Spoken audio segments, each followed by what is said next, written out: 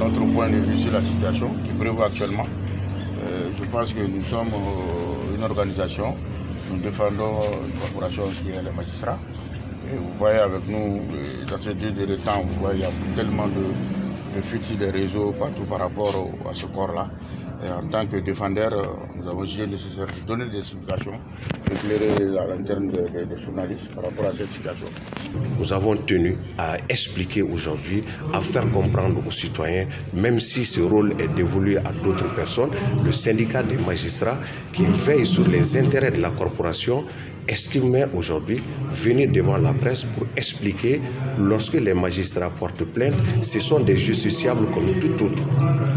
Pour préserver, protéger les militants de la corporation.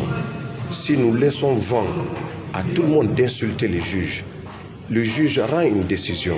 Souvent, ce n'est pas favorable pour une ou telle partie, mais favorable pour l'autre partie. Vous avez le droit de critiquer, mais la loi ne vous permet pas d'injurier le juge. La loi ne vous permet pas d'atteindre l'honneur et la dignité du magistrat. Lorsque vous le faites, vous êtes dans le coup de l'infraction d'outrage à magistrat. Et on a tenu à expliquer ça aujourd'hui. Il y a beaucoup de propos qui sont tenus par-ci par-là. Et je pense que nous sommes en mesure de vous dire réellement ce qui se passe. En tant que magistrat, il est bon d'expliquer souvent la procédure aux gens pour que les gens puissent comprendre. Imaginez-vous, on est dans un pays, dans une démocratie, quelqu'un qui va sortir à la télé pour dire qu'il n'a jamais vu au Mali un magistrat jugé. Ça fait 2 ans tout vraiment. Les magistrats ont été jugés à la cour d'assises et acquittés. Et pour dire aussi que les magistrats ont reçu de l'argent pour arrêter les gens, c'est très grave. C'est pour vous dire que la liberté de chacun de nous s'arrête où commence pour les autres. Et il est très important de faire la différence entre la liberté d'expression, la liberté d'opinion et aussi l'outrage.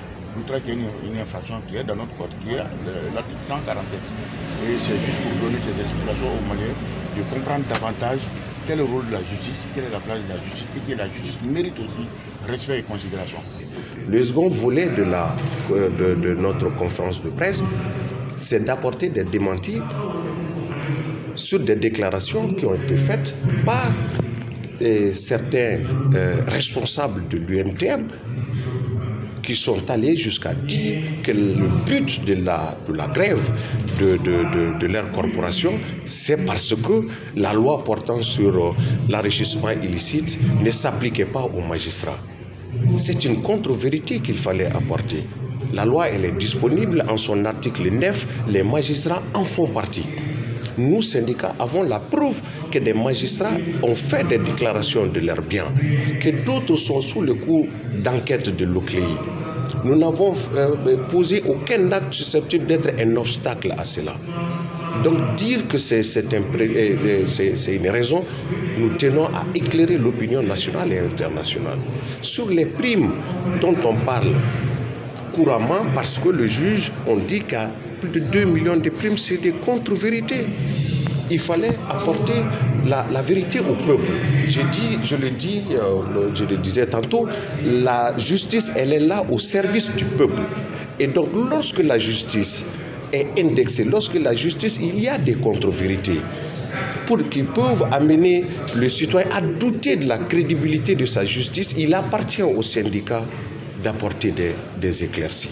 L'article 147 dans son alinéa 3 et 4 nous disent que lorsqu'il y a outrage, les sanctions vont de 15 jours jusqu'à 1 année d'emprisonnement.